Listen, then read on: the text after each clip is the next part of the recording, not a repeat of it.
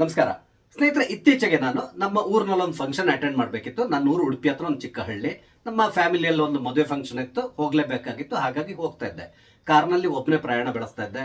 ಅದು ಜೋರಾಗಿ ಮಳೆ ಬರ್ತಾ ಇತ್ತು. ಮಳೆ ಸಂದರ್ಭದಲ್ಲಿ ಕಾರ್ ಡ್ರೈವ್ ಮಾಡ್ಕೊಂಡು ಹೋಗೋದು ನಂಗೆ ತುಂಬಾ ಇಷ್ಟದ ಕೆಲಸ.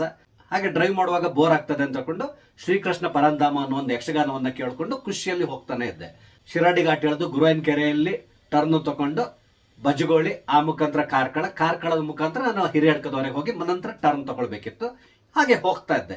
ಹಾಗೆ ಕಾರ್ಕಳ ದಾಟಿ ಇನ್ನೇನು ಬೈಲೂರು ರೀಚ್ ಆಗಬೇಕು. ಆ ಸಂದರ್ಭದಲ್ಲಿ ದುತ್ತನ ಎದುರುಗಡೆ ಒಂದು ದೊಡ್ಡದೊಂದು ಗುಡ್ಡ ಕಾಣಿಸ್ತು. ಆ ಗುಡ್ಡದ ಮೇಲೆ ಒಂದು ಮೂರ್ತಿ ಕಾಣಿಸ್ತು. ಆ ಮೂರ್ತಿ ಅಂದ್ರೆ ಸಂಪೂರ್ಣವಾದಂತ ಮೂರ್ತಿ ಅಲ್ಲ, ಅದಕ್ಕೆ ಬದಲಾಗಿ ಅರ್ಧ ಮೂರ್ತಿ ಕಾಣಿಸ್ತು. ಹೊಟ್ಟೆಯಿಂದ ಕೆಳಭಾಗ ಮಾತ್ರ ಇತ್ತು ಹೊರತು ಅದರ ತಲೆ ಭಾಗ ಇರಲಿಲ್ಲ.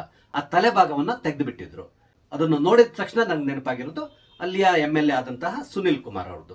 ಯಾಕಂದ್ರೆ ಇದಕ್ಕೆ ಸಂಬಂಧಪಟ್ಟಂತೆ ನೀವು ಈಗಾಗಲೇ ಹಲವಾರು ಬಾರಿ ಕೇಳಿರ್ತೀರ ಕೂಡ. ಸುನಿಲ್ ಕುಮಾರ್ ಅವರು ಈ ಹಿಂದಿನ ಸರ್ಕಾರದಲ್ಲಿದ್ದಾಗ ಅಲ್ಲಿ ಒಂದು ಥೀಮ್ ಪಾರ್ಕ್ ಅನ್ನ ಮಾಡ್ಲಿಕ್ಕೆ ಹೊರಟರು. ಆ ಥೀಮ್ ಪಾರ್ಕ್ ನ ಹೆಸರು ಪರಶುರಾಮ ಥೀಮ್ ಪಾರ್ಕ್ ಅಂತೇಳಿ. ಪರಶುರಾಮನಿಗೂ ಮತ್ತೆ ಕರಾವಳಿಗೂ ಅವಿನಾಭಾವವಾದಂತ ಸಂಬಂಧವಿದೆ. ಯಾಕಂದ್ರೆ ನಾವೆಲ್ಲರೂ ತಿಳ್ಕೊಂಡಿರೋದು ಏನು ಅಂತ ಹೇಳಿದ್ರೆ, ನಮ್ಮ ಕರಾವಳಿ ಭಾಗ ಪರಶುರಾಮ ಸೃಷ್ಟಿ ಅಂತ ತಿಳ್ಕೊಂಡಿದ್ದೇವೆ.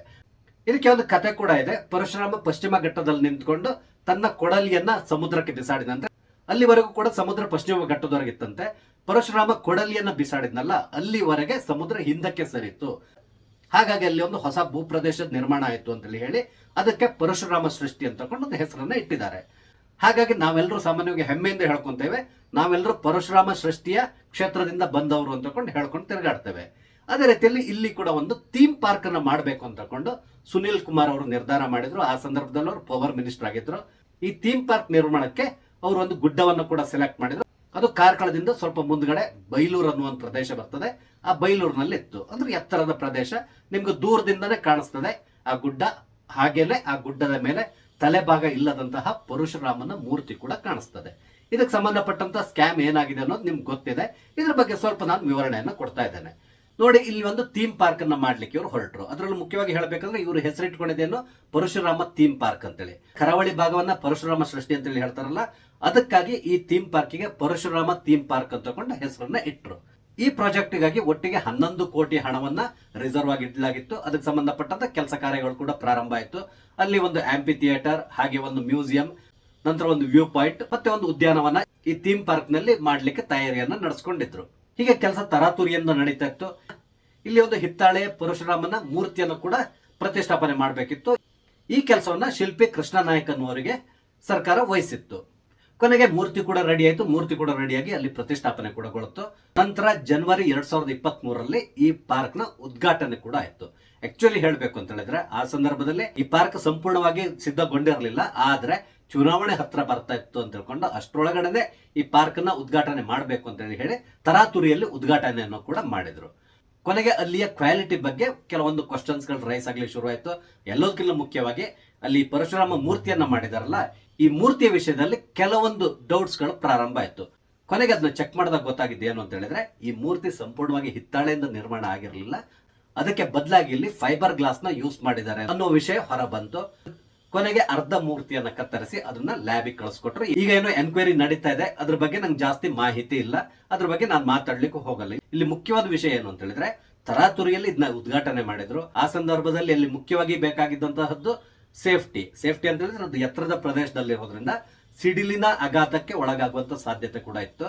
ಆದ್ರೆ ಇಲ್ಲಿ ಸಿಡಿಲಿನ ಆಘಾತವನ್ನ ತಡಿಲಿಕ್ಕೆ ಬೇಕಾದಂತಹ ವ್ಯವಸ್ಥೆಯನ್ನು ಕೂಡ ಮಾಡಿರಲಿಲ್ಲ. ನಂತರ ಇಲ್ಲಿ ಬಹುದೊಡ್ಡದಾದಂತಹ ಭ್ರಷ್ಟಾಚಾರ ನಡೆದಿದೆ ಅನ್ನೋ ಒಂದು ಸುದ್ದಿ ಕೂಡ ಹರಡ್ಲಿಕ್ಕೆ ಶುರುವಾಯಿತು. ಆ ಸಂದರ್ಭದಲ್ಲಿ ಈ ಮೂರ್ತಿಯನ್ನ ಚೆಕ್ ಮಾಡಿರುವಂತದ್ದು. ಈಗ ಬಿಡಿ, ಭ್ರಷ್ಟಾಚಾರ ಅಲ್ಲಿ ನಡೆದಿದೆ ಅನ್ನೋದಕ್ಕೆ ಸಾಕ್ಷ್ಯ ಹೇಳುವ ರೀತಿಯಲ್ಲಿ ಅರ್ಧ ಪರಶುರಾಮನ ಮೂರ್ತಿ ಆ ಗುಡ್ಡದ ಮೇಲೆ ಇದೆ. ಇದನ್ನು ನೋಡಿದಾಗಲೇ ಗೊತ್ತಾಗ್ತದೆ ಯಾವ ರೀತಿಯಾದಂತಹ ಭ್ರಷ್ಟಾಚಾರ ಅಲ್ಲಿ ನಡೆದಿರಬಹುದು ಅಂತೇಳಿ. ಇದೆಲ್ಲದಕ್ಕಿಂತ ಮುಖ್ಯವಾಗಿ ನಂಗೆ ಬೇಸರ ಆಗೋದು ಏನು ಅಂತ ಹೇಳಿದ್ರೆ, ಈ ಅರ್ಧ ಮೂರ್ತಿಯನ್ನು ಅಲ್ಲಿ ಇಡುವಂತಹ ಅವಶ್ಯಕತೆ ಏನಿತ್ತು? ಆ ಮೂರ್ತಿಯನ್ನು ತೆಗಿಬಹುದಿತ್ತು, ಅಥವಾ ಅದನ್ನ ಏನೋ ಕವರ್ ಮಾಡಿ ಅವರು ಇಡಬಹುದಿತ್ತು. ಏನಾಗ್ತದೆ ಅಂತ ಹೇಳಿದ್ರೆ, ಒಮ್ಮೆ ನಾವು ಅಲ್ಲಿ ಬೈಲೂರು ಹತ್ರ ಬರ್ತಾ ಇರುವಾಗ ತಕ್ಷಣ ಕಣ್ಣಿಗೆ ರಾಚುವ ರೀತಿಯಲ್ಲಿ ಈ ಅರ್ಧ ಮೂರ್ತಿ ಕಾಣಿಸ್ತದೆ. ಇದನ್ನು ನೋಡಿದಾಗ ಬಹಳಷ್ಟು ಬೇಸರ ಆಗ್ತದೆ. ನಾನು ಇದು ಪ್ರಥಮ ಬಾರಿ ನೋಡ್ತಾ ಇರೋದಲ್ಲ, ಹಲವಾರು ಬಾರಿ ನಾನು ಆ ದಾರಿಯಲ್ಲಿ ಹೋಗುವಾಗ ನೋಡ್ಕೊಂಡು ಹೋಗಿದ್ದೇನೆ. ಸುನಿಲ್ ಕುಮಾರ್ಗೆ ಶಪಿಸ್ಕೊಂಡೇ ಹೋಗಿದ್ದೇನೆ.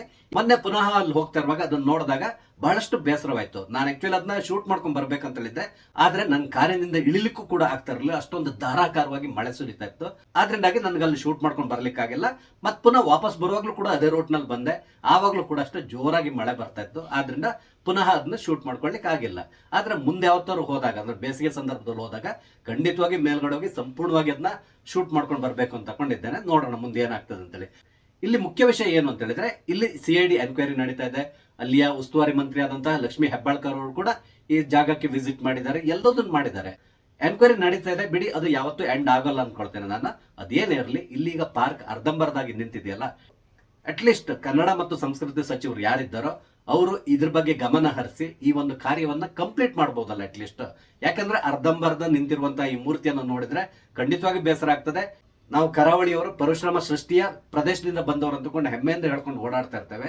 ಅಂತಹ ಜಾಗದಲ್ಲಿ ಈ ಅರ್ಧ ಮೂರ್ತಿಯನ್ನ ಇಟ್ಟಿರುವುದರ ಔಚಿತ್ಯವೇನು ನನಗೆ ಅರ್ಥ ಆಗ್ತಾ ಇಲ್ಲ. ಅಟ್ಲೀಸ್ಟ್ ಅಲ್ಲಿಯ ಸ್ಥಳೀಯರು ಮತ್ತೆ ಲೋಕಲ್ MLA, ಈಗ ಬಿಡಿ ಪುನಃ ಸುನಿಲ್ ಕುಮಾರೇ ಅಲ್ಲಿ MLA ಆಗಿ ಮುಂದುವರಿತಾ ಇದ್ದಾರೆ.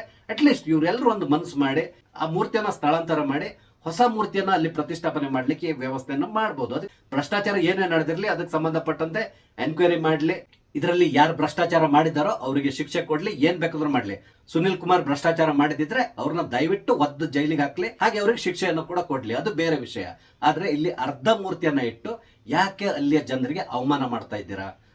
ಈ ಪ್ರಾಜೆಕ್ಟ್ ನ ಡೈರೆಕ್ಟರ್ ಆದಂತಹ ಅರುಣ್ ಕುಮಾರ್ ಅನ್ನೋರ್ನ ಸಸ್ಪೆಂಡ್ ಮಾಡಿದ್ದಾರೆ, ಏನೋ ಮಾಡಿದ್ದಾರೆ, ಅದೆಲ್ಲ ಬೇರೆ ವಿಷಯ. ಅಟ್ಲೀಸ್ಟ್ ಸರ್ಕಾರದವರು ಈ ಅರ್ಧ ಮೂರ್ತಿ ಏನಿದೆ ಇದನ್ನ ಅಲ್ಲಿಂದ ಕಿತ್ತು ಬೇರೆ ಕಡೆ ಇಟ್ಟು ಅಲ್ಲಿ ಒಂದು ಹೊಸ ಮೂರ್ತಿಯನ್ನ ಪ್ರತಿಷ್ಠಾಪನೆ ಮಾಡಿ ಈ ಪಾರ್ಕಿನ ಉಳಿದಂತಹ ಕೆಲಸಗಳನ್ನ ಕಂಪ್ಲೀಟ್ ಮಾಡಿ ಅಟ್ಲೀಸ್ಟ್ ಅದನ್ನ ಇನಾಗ್ರೇಷನ್ ಮಾಡಿದ್ರೆ ಆಗ ಸಾರ್ವಜನಿಕರಿಗೂ ಕೂಡ ಉಪಯೋಗ ಆಗ್ತದೆ. ಎಲ್ಲದಕ್ಕಿಂತ ಮುಖ್ಯವಾಗಿ ಆ ಪ್ರದೇಶಕ್ಕೆ ಒಂದು ಕಳೆ ಕೂಡ ಬರ್ತದೆ.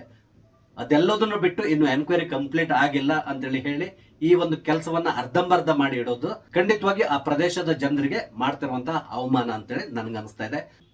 ನೀವೇನಾದ್ರೂ ಕರಾವಳಿ ಪ್ರದೇಶದವರು ಆಗಿದ್ರೆ ಈ ವಿಷಯಕ್ಕೆ ಸಂಬಂಧಪಟ್ಟಂತೆ ನಿಮ್ಮ ಅನಿಸಿಕೆಗಳನ್ನ ದಯವಿಟ್ಟು ಕಮೆಂಟ್ ಮುಖಾಂತರ ತಿಳಿಸಿ. ಹಾಗೆ ಸರ್ಕಾರಕ್ಕೆ ಆದಷ್ಟು ಬೇಗ ಈ ಒಂದು ಪ್ರಕರಣ ಏನಿದೆ ಇದನ್ನ ಕೊನೆಗೊಳಿಸಿ ಅಲ್ಲಿ ಒಂದು ಸುಸಜ್ಜಿತವಾದಂತಹ ಪರಶುರಾಮ ಥೀಮ್ ಪಾರ್ಕ್ ಅನ್ನ ಪ್ರಾರಂಭ ಮಾಡ್ಲಿಕ್ಕೆ ಎಲ್ಲಾ ರೀತಿಯಾದಂತಹ ವ್ಯವಸ್ಥೆಯನ್ನ ಮಾಡಲಿ ಅಂತ ತಕೊಂಡು ನಾವೆಲ್ಲರೂ ಹಾರೈಸೋಣ. ಸ್ನೇಹಿತರೆ, ನಿಮ್ಗೆ ವಿಡಿಯೋ ಇಷ್ಟ ಆದ್ರೆ ದಯವಿಟ್ಟು ಲೈಕ್ ಮಾಡಿ, ಶೇರ್ ಮಾಡಿ, ಹಾಗೆ ದಯವಿಟ್ಟು ನನ್ನ ಚಾನಲ್ ಸಬ್ಸ್ಕ್ರೈಬ್ ಮಾಡಿ. ನಮಸ್ತೆ, ಜೈ ಹಿಂದ್.